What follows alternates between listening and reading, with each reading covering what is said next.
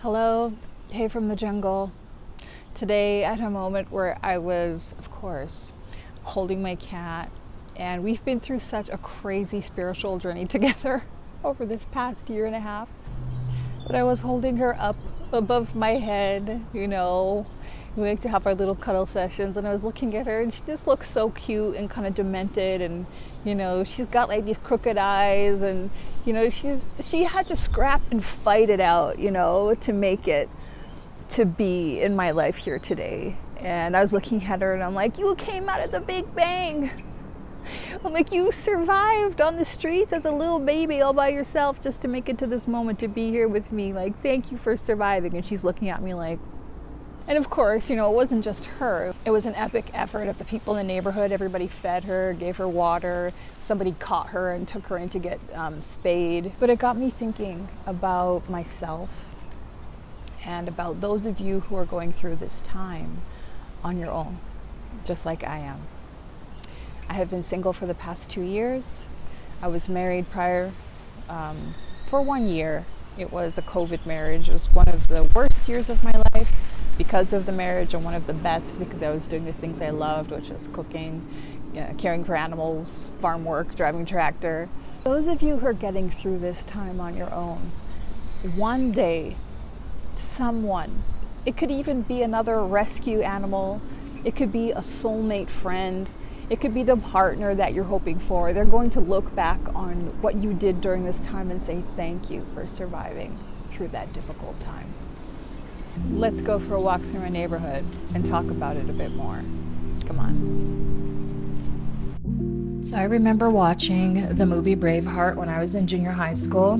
You watched it in class. Don't ask me why. I mean, I could get into it, but it was so violent. And I remember looking at the scene, he's getting disemboweled.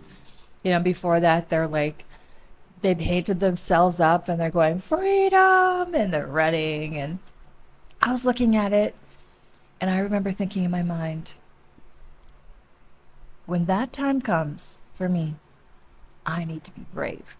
He's getting disemboweled, and he's like, freedom. And I'm like, that will be me.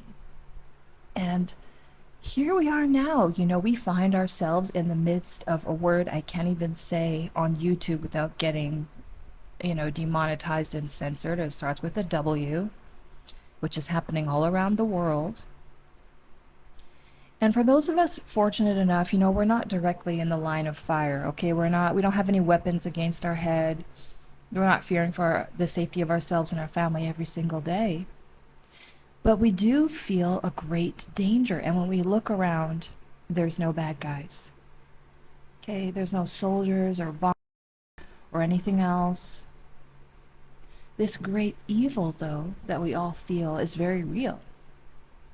And we see it all over. It's in the increasing cost of living.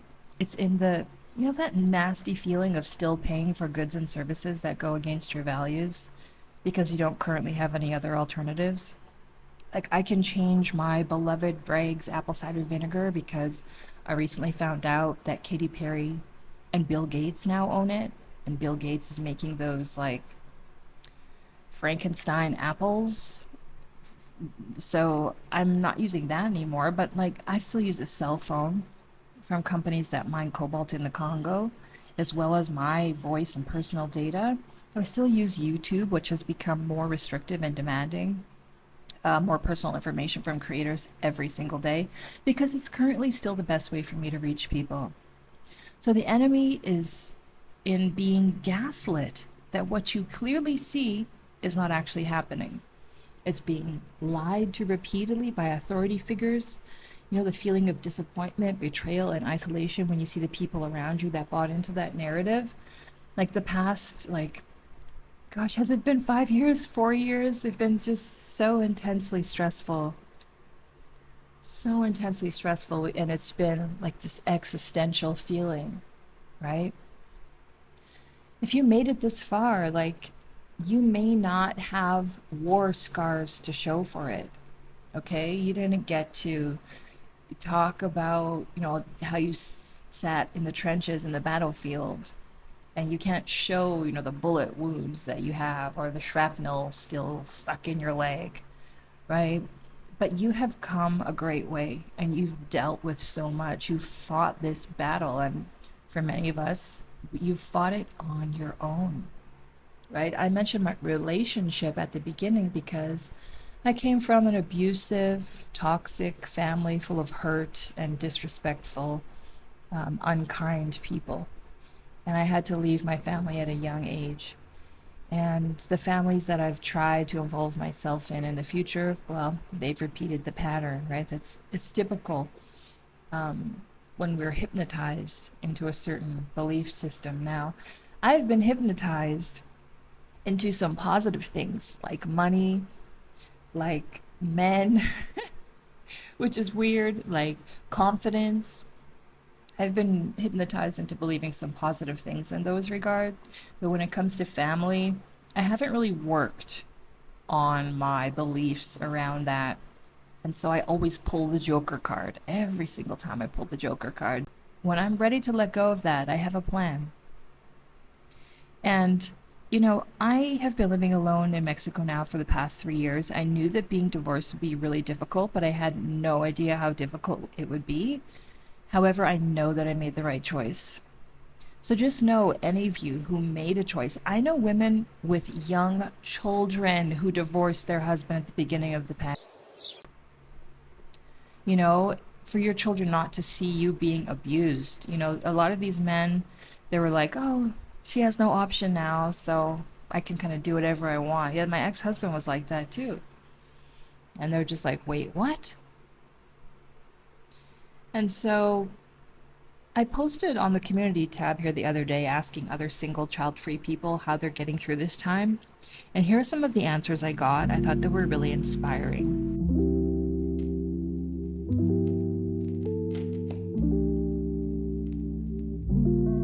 So maybe triumph will not look like charging into battle magnificently with war paint on your face and your sword held high. Maybe it's in making the decision not to pick up the bottle, not to call your toxic ex, not to hit up the drive-through. Maybe it's keeping a smile on your face, working your survival job, coming home, eating takeout alone with no energy to do anything else yet, but having faith that the future will be worth living for and that the hope that you have is worth holding out for and that life is worth living even if it's not perfect, even if it's not enjoyable. Somebody who doesn't have lungs at this moment, somebody whose lungs are filled with water at this very moment would be so happy for your lungs, even in your situation, or your legs, or your eyes, or your voice. I started reading this philosopher I hadn't really got into before called Spinoza, and it really struck me. He just talks about how, he doesn't believe in God. But he talks about how it's basically like more energy is better than less energy.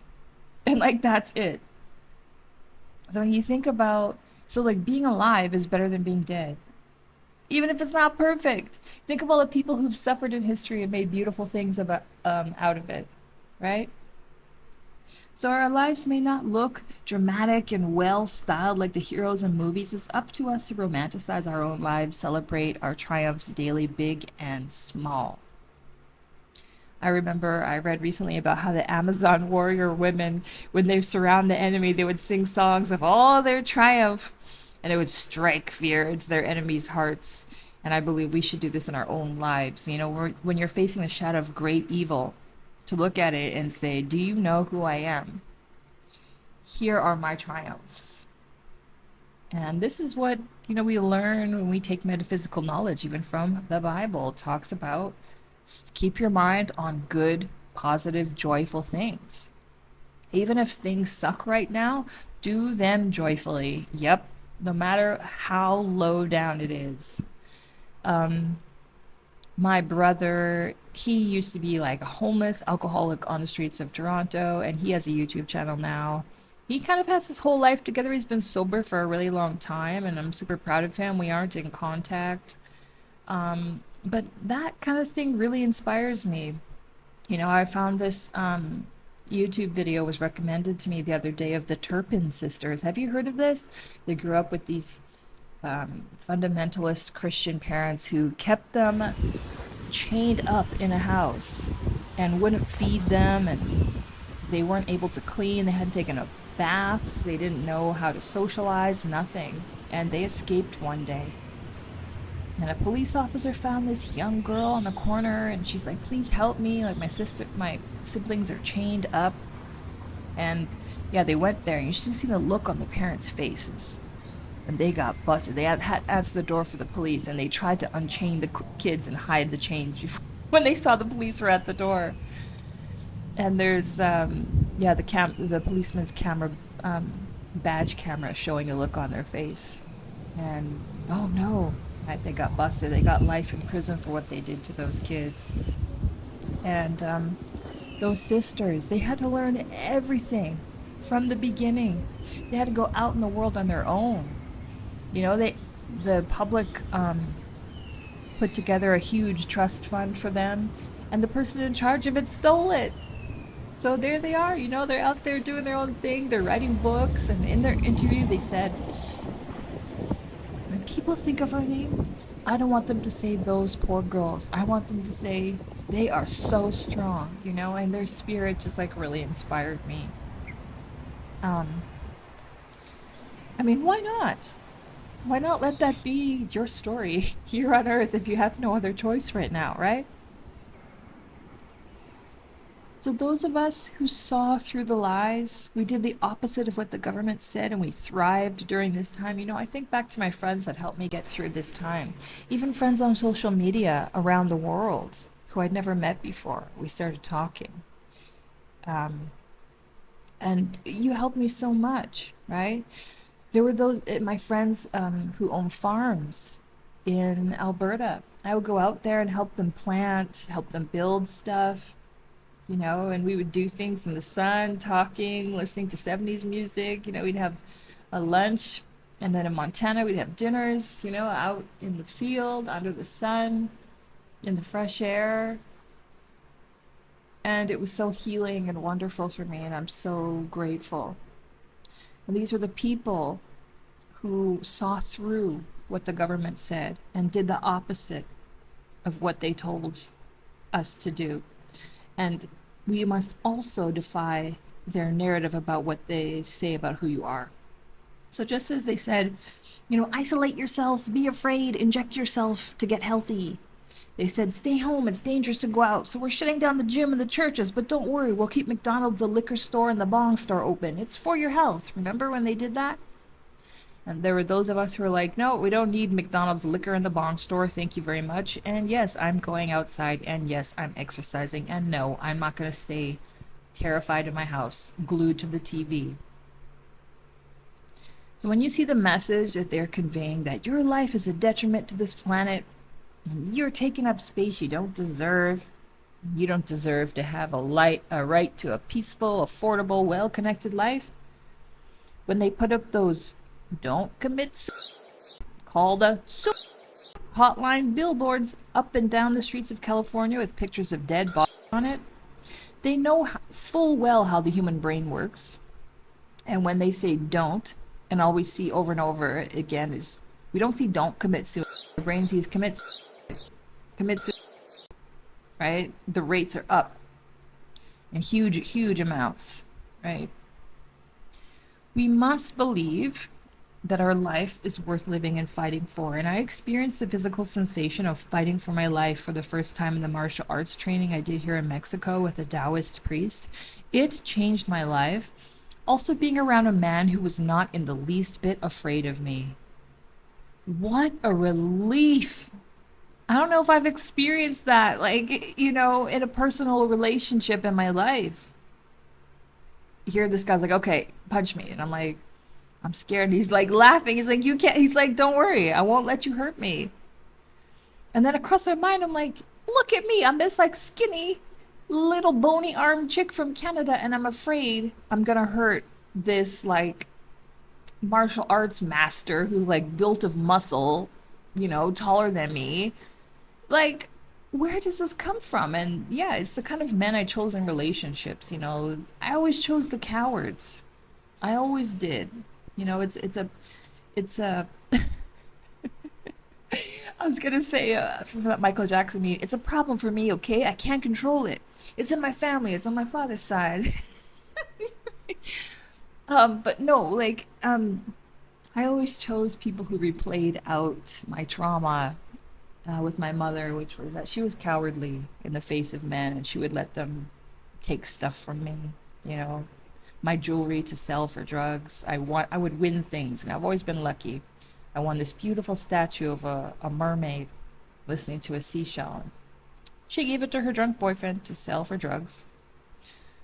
So I always chose people who were cowardly and who wouldn't stand up for me or who wouldn't see me. And I got a lot of that healed here in Mexico. And sometimes I wonder, like, have I created a grand story about meaning and purpose in my life as a cope for the fact that life is cruel, has no real purpose? Sometimes I wonder, am I just a useless eater? You know, has God's back turned to me? And then I remember that that is not possible based on what I've experienced and what I believe. That I am a cell in the body of God. I am never apart from God. I am God. Everything about my body is God. You know, just like computers and the matrix are made up of zeros and ones. I am made up of God. Like, it's not some deep religious concept. It's like a physical scientific fact. And ultimately, I think you should believe whatever you need to believe to get through this time. I had this really funny moment I'm going to close this video out with the other day. And every once in a while, I have like some kind of breakdown and I call out to quote unquote God and ask for a sign or something. And the other day, I was in the store here in Mexico, grocery shopping, and I just felt sad because, you know what? I like grocery shopping as a couple. And like I haven't done that in such a long time, you know. I've got so many planets in Libra. I'm so Venusian. You know, I have a Cancer moon. So like I'm my whole life I just kind of wanted to settle down. You know, I'm a domestic goddess. I just want to have a cute home. I want to have someone to care for other than myself and my cat. You know, I have a lot of love to give, but you know, like my neighbors don't want my cooking. They're suspicious of me. You know, my girlfriends here are truly amazing, but they all have boyfriends. So, you know, I'm just like, you know what, God, what is the point of my life? What is the point of going on anymore? And you know what's really funny? Is the music they usually play there is like Mexican music. At that moment, do you know what comes on? An English song. And you know what song it was? Staying Alive. I asked God, hey, what's the point of life? Staying alive. Okay. How interesting. And I was like, you know what? I can do that. It might not be perfect. It might get kind of messy. It might feel like, you know, I don't have anything left to give anymore, and maybe this is going to be the end finally. It may feel like, you know, I'm so utterly disappointed in all humans in history. But I can think back and I can remember the people who did make a difference and the time I made a difference for people. And I think about the things that I love and I think about the person I want to be and the person I am becoming in such amazing ways that have actually shocked me. And I just keep on going, staying alive. And I hope you'll do the same.